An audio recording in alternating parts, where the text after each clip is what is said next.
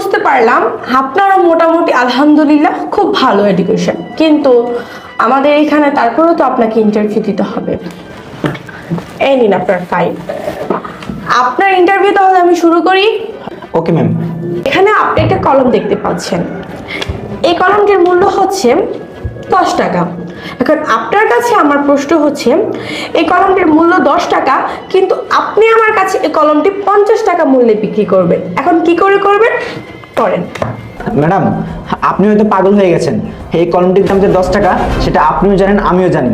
এটা আমি 50 টাকা কি করে বিক্রি করবো বলেন? আপনি নিশ্চিত পাগল হয়ে গেছেন ম্যাম। এই